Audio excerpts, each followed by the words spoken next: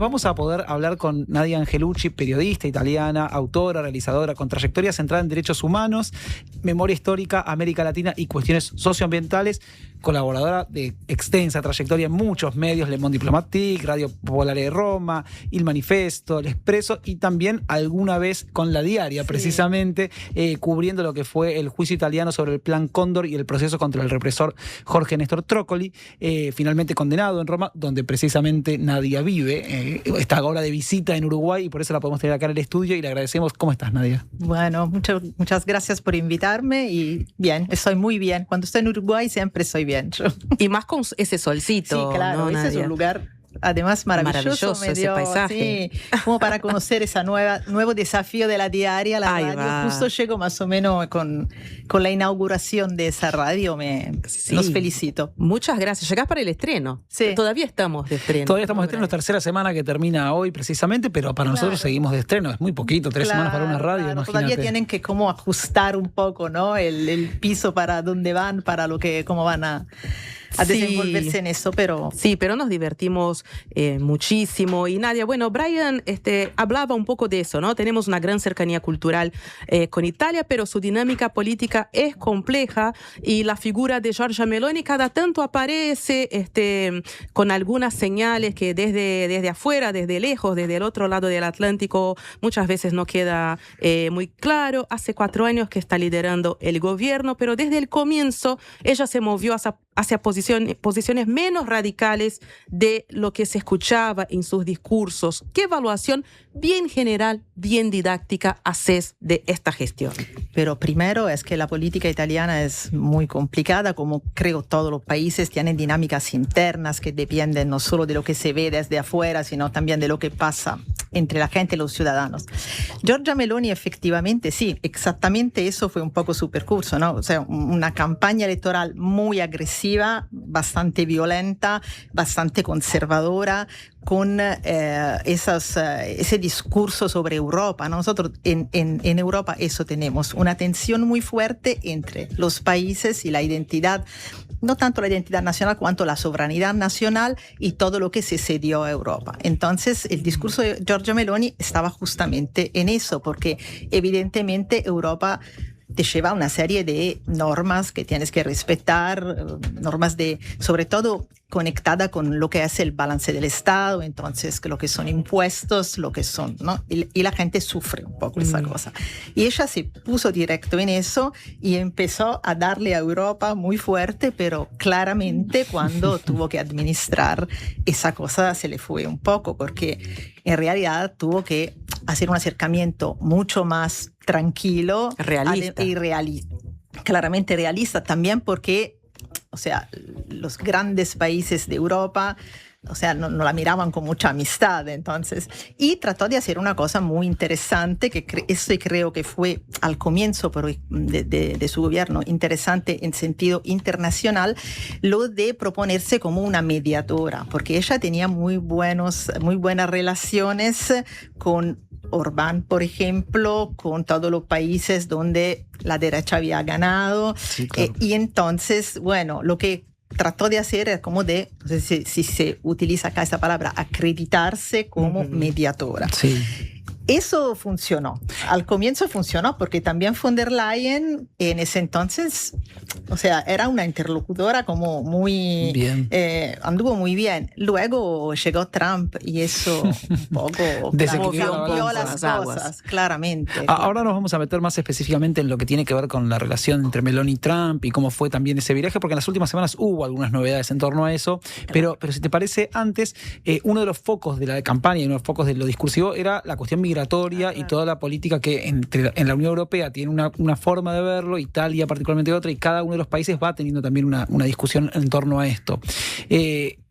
¿Cómo fue finalmente la política que llevó adelante más allá del discurso que tenía y cuánto fue pudiendo avanzar en lo que pensaba hacer y cuánto tuvo que retroceder o menguar? Pero el tema migratorio es un tema europeo enorme, enorme. Todos los países europeos tienen ese problema, los países latinos más porque se encuentran en una frontera. Entonces, claro, eso es realmente. Y el Mediterráneo, yo eso siempre quiero decirlo porque en realidad se habla poco de eso, es un cementerio. O sea, nosotros tenemos muchísima gente desaparecida. De hecho, en Italia se está empezando a hablar de desaparecidos en el Mediterráneo, haciendo también, digamos, como un paragón con lo que pasó en América Latina durante las dictaduras, porque hay gente sin nombre, hay asociaciones de madres que buscan hijos. O sea, es una cosa muy pesada. Claramente la derecha, Giorgia Meloni, su partido, que es Fratelli d'Italia, pero también la Lega de Salvini, seguramente, que es otro partido de derecha con, digamos, con una huella más separatista, digamos. Ellos nacieron como para separar un poco el norte del sur, bien, ¿no? Entonces, esa era un poco la idea. Un partido más representante del norte. Claro. De hecho, ellos tenían una política muy securitaria, se hablaba de remigración, o sea, ese término ya está en el discurso italiano desde hace mucho tiempo. Ellos hablaban de sustitución étnica, o sea, un discurso muy pesado. Claramente, ellos se pusieron así con eso, o sea, fue una cosa que enfrentaron con mucha fuerza, principalmente con una criminalización de toda la ayuda humanitaria. El Mediterráneo, yo no sé si acá llega esa noticia, pero en el Mediterráneo muchas ONG, algunas ONG españolas e italianas, algunas que tienen algún financiamiento también alemán, trabajan con barcos para rescatar a la gente. Entonces, y es una cosa, y hay rescates todos los días, en el invierno, en el verano, siempre. Sí, en general se da la noticia cuando hay naufragios. Claro, entonces, hay naufragios, entonces como que la gente llega con en barquitos que son inusables, de papel, entonces hay naufragios y hay rescates. Además hay todo un tema con Libia, o sea, Italia ya antes de Meloni y Europa en general está pagando Libia para que detenga a esta gente ahí en centros de prácticamente exterminio, podríamos llamarlos. Pero de hecho, primero fue apuntar entonces a toda lo que es ayuda humanitaria. Las ONG les puso muchísimas trabas administrativas, digamos, para impedir ese trabajo. Fermos administrativos de los barcos porque le faltaba una cosita que entonces no podían. Una cosa que es tremenda, que es la de cuando esos barcos rescatan a la gente, tienen que ir según la normativa marítima, naval, en el puerto seguro más cercano. Pero ese puerto te lo asigna claramente el Ministerio del Interior. Y entonces, ¿qué pasa? Le estaban dando puertos lejanísimos de donde estaban rescatando a la gente. Entonces, eso, por un lado, imaginámonos gente que ya viajó, que ya está mal, que tiene que esperar días y días en un barco, que no puede tocar tierra. Eso primero. Y segundo, cómo se dificulta el tema de regresar en el espacio del Mediterráneo para rescatar a otra gente. Eso fue primero. Y luego, no sé si llegó acá también otra cosa que no le salió muy bien a la Meloni, pero en estos días Europa está discutiendo de eso. Ella hizo un acuerdo con Albania, con Edi Rama, que además es un primer ministro socialista. ¿Es el que se arrodilla ella? Que se arrodilla bastante. Bueno, le tiene estas como, imágenes le tiene como un poco de... Como un poco virales, sí. Le tiene y como, además no él muy alto, ella chiquita, entonces también en los medios eso, viste, un poco de esa cosa. Bien. Funciona.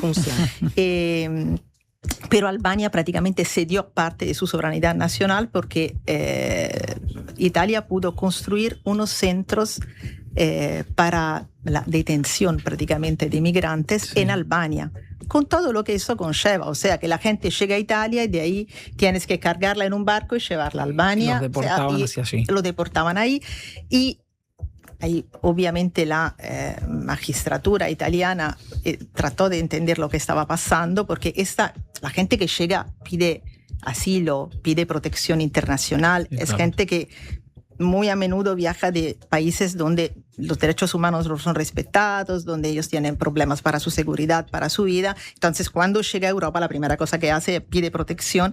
Pero eso, bueno, se hacía como... Se cargaban todos Y lo que pasó es que mucha gente tuvo que regresar a Italia, se tuvo que otra vez, o sea, fue digamos, un medio fracaso eso. Bien. Pero justo hoy estaba leyendo que ahora la Corte Europea tiene que pronunciarse porque hubo también un llamado de la Corte Europea y parece que en cambio Europa va a darle la razón a Meloni. O sea, eso es como para seguir viendo qué está pasando, porque eso, yo digo, todos los países europeos tienen el mismo problema. Exacto. Y entonces tienen un rabo de paja bastante grande. Ahora te dejo una pregunta y nos vamos a la tanda y enseguida ya volvemos, pero este tipo de políticas, más allá del fracaso en lo concreto que haya tenido esta intención de deportar gente a Albania, ¿tiene apoyo popular? ¿Sigue teniendo el mismo apoyo popular que tuvo a la hora de cuando fue elegida o cuando cosechó la mayoría de los votos Giorgia Meloni? Ya te contesto. Gracias, vamos a la tanda. Hola, soy Agustín de Paysandú. Quería pedirle si pueden pasar la canción esa que dice te busqué en mi auto rojo a las 6. Bueno, un saludo a mi vieja y a todos los que están escuchando. Ah, y si alguien vende un Celerio, que me tire un mensajito por favor al 098-723. Cuando compras un Suzuki 0 kilómetro, los futuros compradores vienen incluidos. Lleva el tuyo vos también y asegurate la reventa. Visítanos en suzuki.com.uy o en cualquier concesionario del país. Suzuki te entiende. ¿Qué es mejor? ¿La hamburguesa o el choripán? ¿La Rambla o el parque? Nosotros no sabemos. Lo que sí sabemos es que para cobrar tu sueldo, mejor en tu banco. Es mejor porque abrís tu cuenta 100% online y porque tenés la nueva tarjeta internacional Bro Recompensa Mastercard Débito. También es mejor porque tenés adelanto de sueldo sin intereses. Y es mejor porque tenés la seguridad y confianza de siempre en el banco de siempre. Abrí tu cuenta sueldo a través de eBrow. Te lo repito, tu sueldo mejor en tu banco. Banco República, nuestro banco país. Infórmese sobre la garantía de depósitos en su institución de intermediación financiera o en www.copap.org.uy o vía infocopap@copap.org.uy.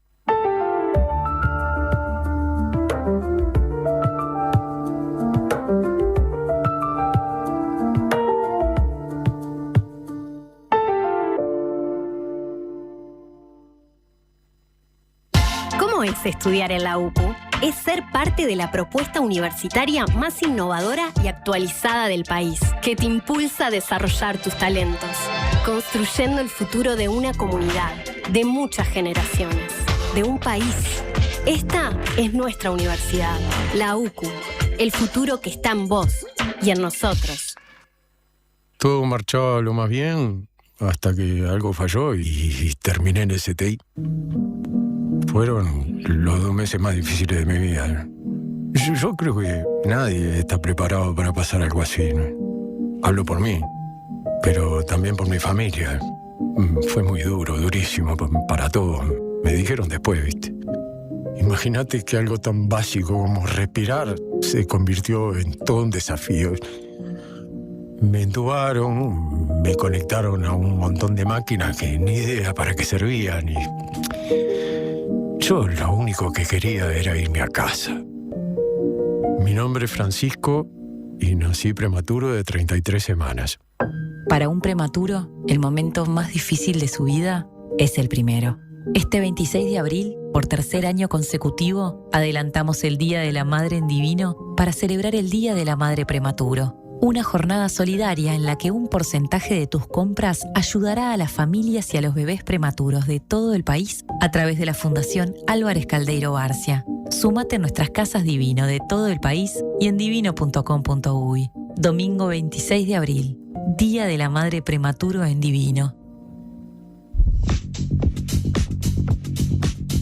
Seguimos en Para el Mundo hablando y visitando un poco Italia, ¿no? De alguna manera de la mano de Nadia Angelucci, periodista italiana que está acá presente con nosotros, que vino desde Roma directo a sentarse acá en el estudio de la Diaria Radio. Justo para eso. Tomó el par en el mundo líneas aéreas. Sí, así es.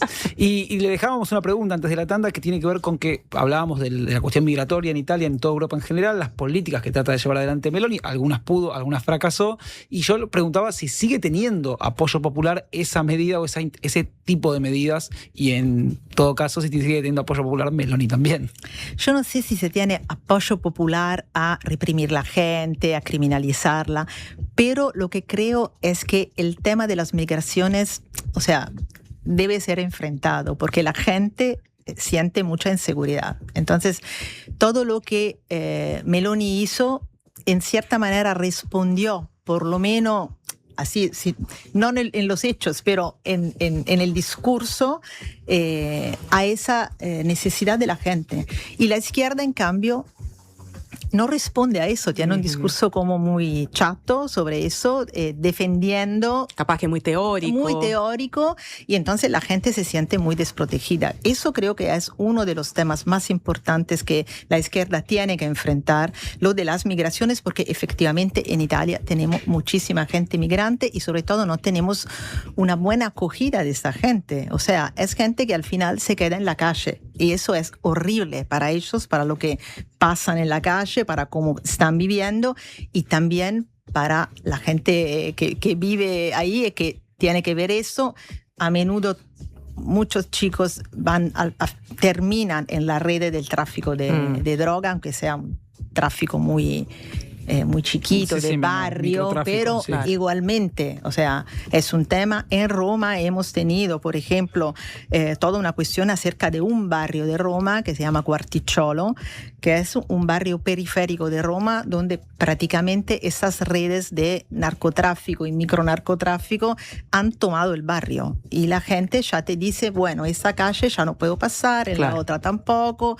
Gente que es gente de izquierda y que te dice, mira, yo no es que yo no quiera que vengan los migrantes. No comulgo con eso, pero lo sufro. Digamos. Lo sufro en mi piel, ¿no? Y entonces creo que más que otro es esto. Entonces, sobre migración, yo creo que ella todavía, ese discurso tiene un apoyo, valor, o algo para explotar, digamos. Claro, sigue esta cosa.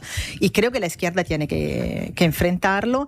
Y bueno, no sé si vamos a hablar también de lo que se está preparando. Nosotros en un año vamos a elecciones. Sí, pero antes de eso, ya nos vamos a meter en eso.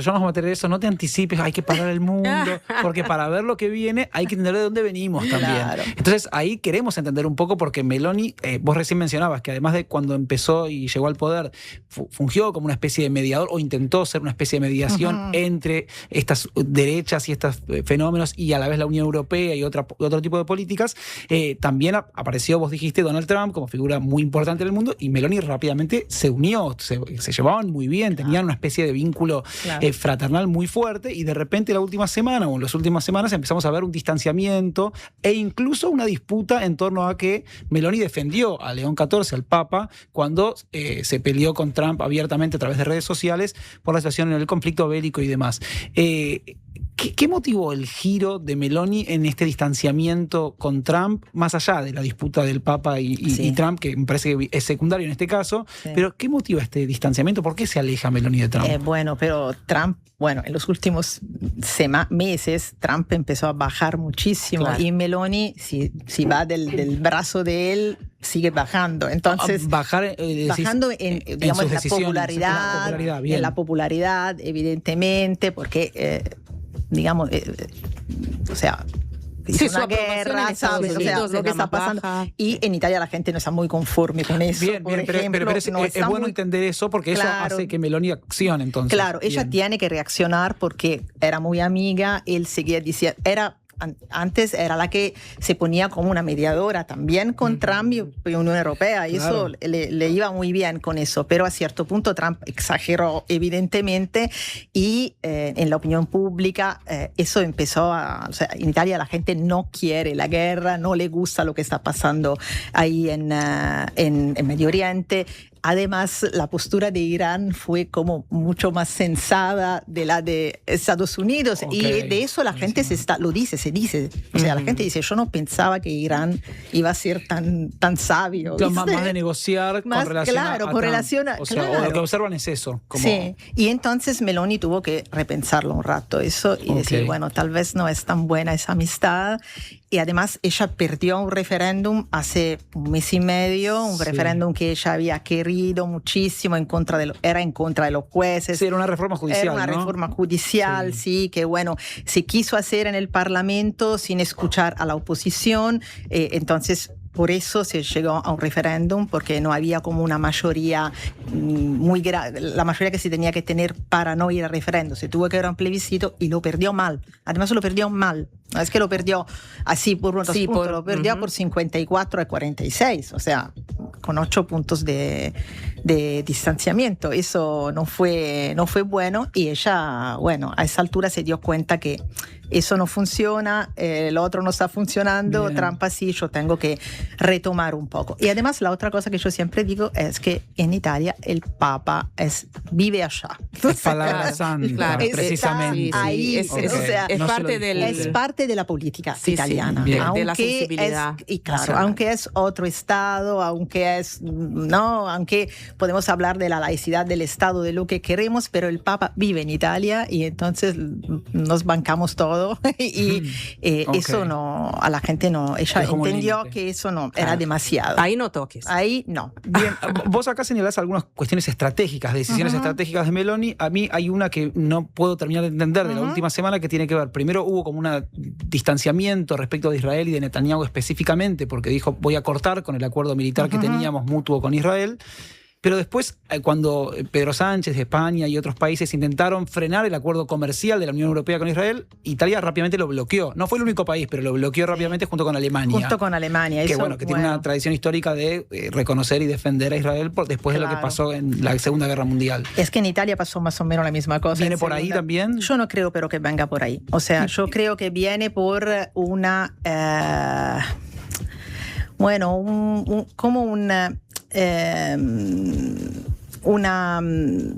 tentativa de... O sea, son partidos muy hermanos. Fratelli d'Italia Bien. y el partido de Netanyahu han tenido lazos, han tenido conexiones. Entonces hay en realidad, en el fondo, hay como la misma visión del mundo. ¿Mm? Y entonces yo creo que a esa altura ella, bueno, se puso firme cuando ya la situación en Gaza y en Cisjordania, en West Bank, era ya insostenible, ¿no? Eso luego de muchísimos otros países, bajo presión de la opinión pública, porque yo no quiero olvidar que en Italia a cierto punto hubo unas manifestaciones para Palestina muy grandes en octubre del año pasado. Una fue espontánea, fue en la noche, porque se estaban anunciando nuevos bombardeos. Entonces era como cuando había el tema de la tregua, de los negociados, que no se sabía dónde se iba. Italia se movilizó para eso, como sintió mucho la gente esa cosa. Y entonces ella ahí empezó a llamar a Netanyahu, a decirle que era insostenible, que ya rompió la cosa que decías, pero ahora le debe algo, ¿viste? Le debe algo, y nosotros tenemos también muchos intereses en Israel, porque nos están vendiendo varios componentes, tenemos también lazos con la inteligencia, o sea, hay mucho interés ahí, y entonces sí, o sea, se puede romper hasta cierto punto. Claro, es una ruptura, pero no realmente. Y volviendo a eso que decías, Nadia, que bueno, Meloni está calculando, parecería el traje que le queda más cómodo, ¿no? Día a día. El año que viene justo hay elecciones en Italia. ¿Cómo se están posicionando los distintos sectores, sobre todo la centroizquierda? ¿Puede ser que compitan con un candidato único? ¿Cómo se están? Es la pregunta del millón. Ya sé, me haces gesto, abrir los brazos. Ellos no lo saben, nosotros no Como sabemos. si tuviera la respuesta. Claro, ojalá tuviera una respuesta, en el sentido que nosotros no sabemos, pero ellos tampoco saben. Porque la izquierda tiene esa cosa, la izquierda italiana en particular, en los últimos años ha sido como muy dividida, no logró. Y además porque, o sea, hay en realidad corrientes muy diferentes que no logran ponerse de acuerdo. Claro. O sea, esa del Frente Amplio que hay acá, allá no existe, ¿no? Es muy complicado, se hizo una vez, pero el gobierno duró muy poco, porque empezaron a pelearse ahí en el Parlamento y fue peor además. Lo que pasa es que ahora hay digamos, el PD, que es el Partido Democrático, que es heredero del Partido Comunista Italiano, pero muy de lejos, o sea, parte de ese partido está en el PD. El PD es un partido que surge de otros partidos, entonces tiene una corriente también católica bastante fuerte, que viene de la democracia cristiana, de un partido popular que hubo después y luego un movimiento que se llamó Margherita, que entró al PD, y por otro lado y adentro del PD siempre ha habido corrientes como más radicales y otras como más centristas. Entonces es realmente tiene un núcleo muy raro. Elly Schlein logró ganar las internas sorpresivamente. Hay varias mujeres que van ascendiendo. Sorpresivamente, porque ella era la outsider. En realidad había gente de partido que estaba compitiendo. Llegó esta chica, porque es también muy joven, que había trabajado en la campaña de Barack Obama, que tenía como experiencia política esa, digamos. Luego había sido vice en una de las regiones italianas más rojas, que es Emilia-Romagna, y empezó esa carrera política muy rápida, con un discurso mucho de novedad, pero no de ruptura hacia lo que la tradición. Porque nosotros habíamos tenido también el Matteo Renzi, que hablaba de rotamar a la gente vieja, de cambiar completamente el partido. Ella no, lo hizo de manera diferente. Sí, vamos a lo nuevo, vamos a lo joven, pero tenemos una tradición. Entonces logró ganar, pero ahora le toca un poco cómo gobernar todo eso, porque siguen habiendo muchos protagonismos en el Partido Democrático. Y me parece que en los últimos días ella cambió un poco su postura, por lo menos mediática, en el sentido que se ha vuelto un poco más institucional. Por ejemplo, en la pelea entre Trump y Meloni, ella salió a defender Meloni en contra, o sea, que es una cosa rara para Italia, porque en Italia sí un jefe de Estado, que es un adversario, tú le das. Entiendo. En cambio, eso fue raro. Fue una posición medio institucionalista. Algo que en Uruguay como es más normal. Claro, acá es más normal. Allá no es normal. Bien. Y ella salió como a decir, bueno, viste, puedo también ser institucional. Puedo dialogar. Y me parece que se está como... Para espantar algunos miedos, quizás. Sí. Hace unos días, por ejemplo, Elly Schlein decía abiertamente, la era de las derechas nacionalistas se ha acabado en Europa. Capaz de un discurso muy grandilocuente, pero... Sí, es más una esperanza, creo, para ella. Pero bueno, hubo las elecciones en Hungría con Orbán, que perdió. Eso fue... Bueno, la izquierda italiana festejó mucho eso, aunque quien gane... Claro, quien gane Peter no es Mafia de izquierda. Está lejos de ser de izquierda. Es un poco más europeísta, quizás, nada más. Eso sí. Eso. Una persona como más razonable. Bueno, sí, vamos a ver, ¿verdad? Hay otros perfiles también que me interesaría preguntarte, Nadia, de, por ejemplo, la actual alcaldesa de Génova, que también estaría ahí postulándose capaz para vuelos más altos, y Marina Berlusconi. Contanos un poquito de esas mujeres. Sí. Bueno, entonces, la alcaldesa de Génova, Silvia Salis, ella es una real outsider de la política. Tiene un aparato muy comunicativo muy bueno, que era el mismo de Matteo Renzi. Entonces, bueno, digamos que es un outsider, pero tiene su, su círculo que la está empujando. Un outsider profesional. Sí. El marido es un director de cine bastante conocido, que también trabajó con el Partido Democrático de Renzi, cuando estaba Renzi, para hacer algunos spots electorales, programas electorales. Entonces, ella tiene, se presenta como un outsider, pero sí tiene un aparato. De hecho, ella es muy inteligente, como lo es la Meloni, entonces sabe captar también cuál es la temperatura. Una cosa que hizo hace 2 semanas fue invitar a una famosa DJ en Génova, y en la plaza más grande dio gratuito un concierto de música electrónica, donde ella también estuvo. Y eso es muy interesante porque, por ejemplo, el primer decreto que hace el gobierno Meloni es un decreto en contra de los rave. En contra de las fiestas electrónicas. Bien. claro que fue una cosa que todos dijimos, pero ¿Y por ese qué? es el problema de Italia. ¿Por qué? Porque esos chicos que, bueno, están haciendo confusión y dejan todo sucio y no está bien. O sea, era una cosa bastante loca, digamos. Pero el primer decreto del gobierno Meloni es ese y ellos lo defendieron mucho. Y Silvia Salis sale con una fiesta electrónica, ¿viste? O sea, está diciendo algo. Y la otra cosa más interesante todavía es el tema de seguridad, de lo que estamos hablando antes. Yo estuve bichando un poco así los diarios y un poco la red en esos días y ella salió 2 o 3 veces antes en una transmisión de televisión bastante conocida que trata de actualidad política y luego directamente en su cuenta de Instagram hablando de la seguridad, diciendo que sí, que los ciudadanos tienen el derecho de sentirse seguros, que se tiene que intervenir para que eso se logre, que fue a hablar con el prefecto, que es la figura del gobierno, del Ministerio del Interior que está en la ciudad, para ver cómo organizar en su ciudad. Ella hablaba de su ciudad, la ciudad que está administrando, el tema de inseguridad en una parte de la ciudad, que además se hizo una cosa aún más viva porque habló directamente con las fuerzas de policía, que son electorado de la Meloni, en realidad, siempre.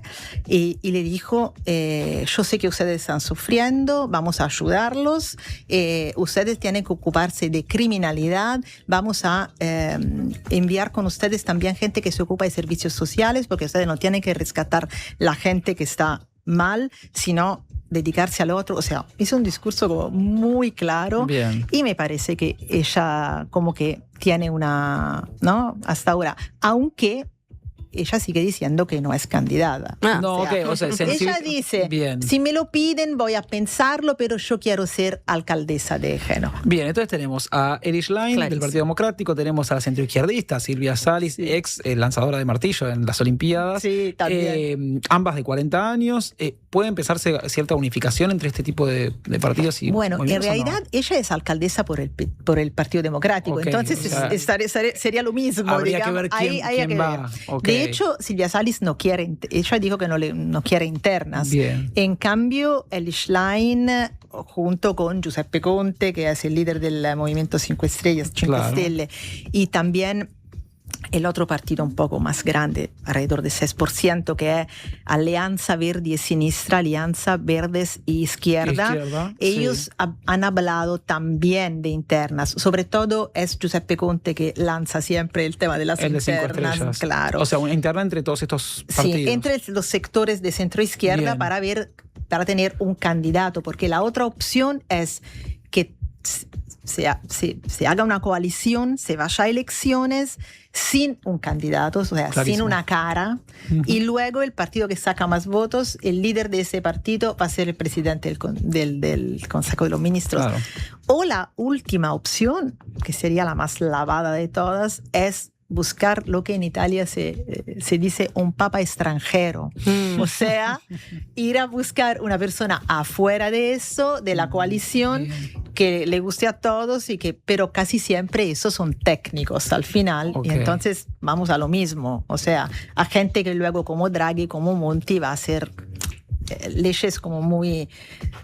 va a trabajar sobre la economía, sobre todo, y se pierde muchísimo. Menos sensibilidad social. Claro, ese golpe de efecto que capaz que se necesita para tratar de... Y luego la izquierda pierde. O sea, normalmente es así. Se entiende. ¿No?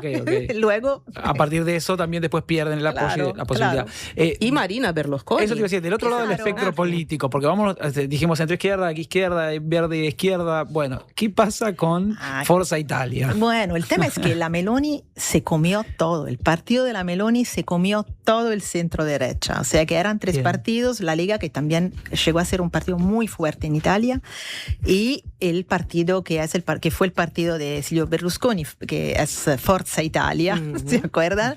Que también perdió muchísimo. O sea, porque no tiene líder, no tiene caras reconocidas.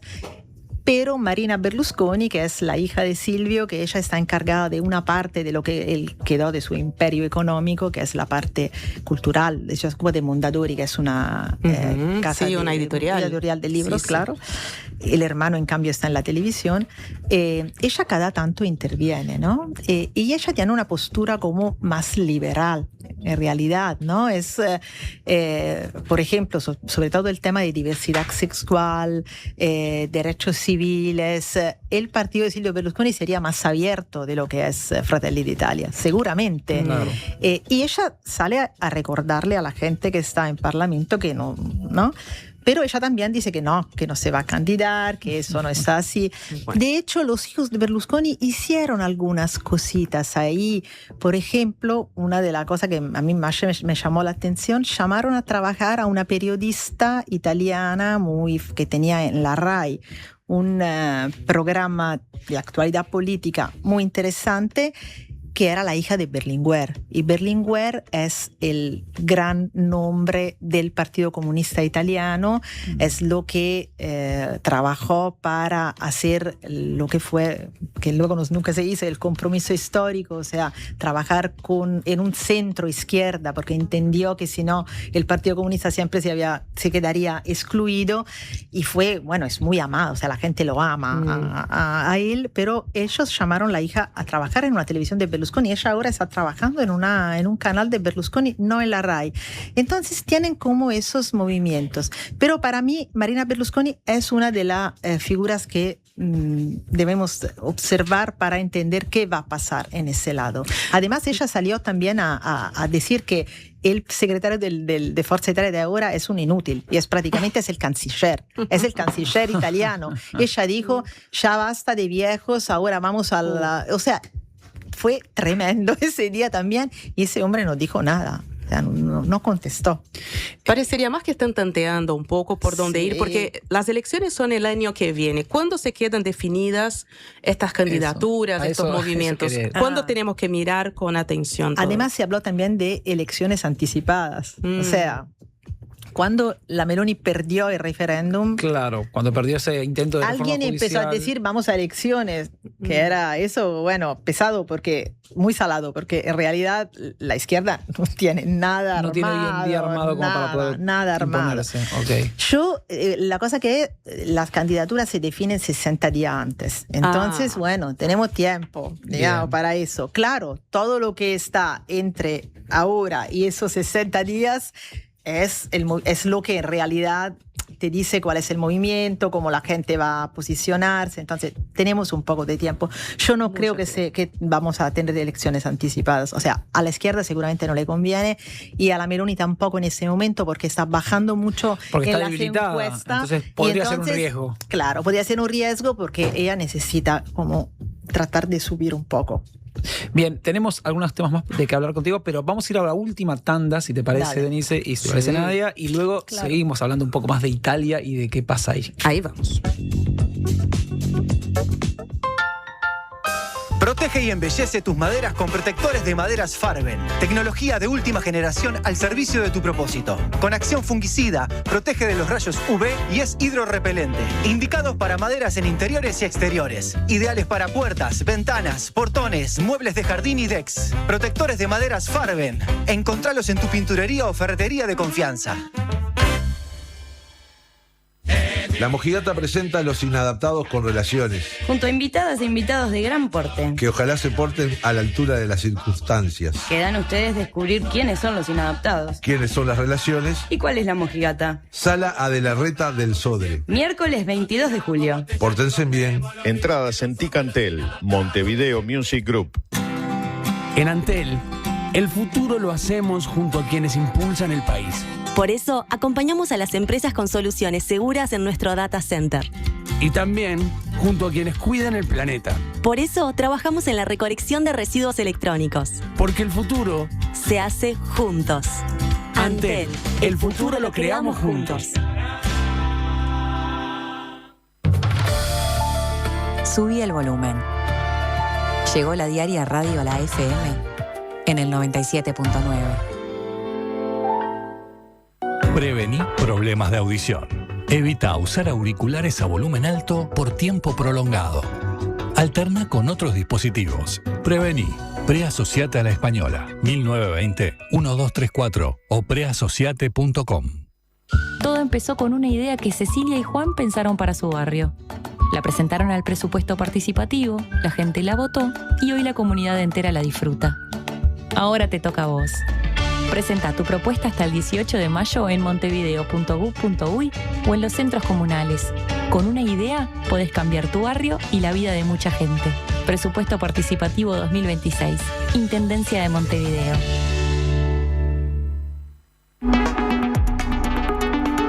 En la edición de abril de Le Monde Diplomatique Uruguay, análisis del impacto de la guerra de Irán y la invasión al Líbano. En el mundo, Tel Aviv y Washington ya no rinden cuentas a nadie. La lógica de la impunidad de Epstein queda expuesta y la inteligencia artificial está al servicio del imperio. En la región, conocemos los límites del modelo Bukele y las posibles candidaturas presidenciales de Axel Kicillof y del pastor evangélico Dante Gebel. Además, el reclamo de Pedro Sánchez en nombre del sur global. Una lectura kantiana del desorden internacional y los desafíos de los jóvenes chinos entre el desempleo y el algoritmo. Suscríbete en lemonde.uy y recíbelo en tu casa. Le Monde Diplomatique, la diaria.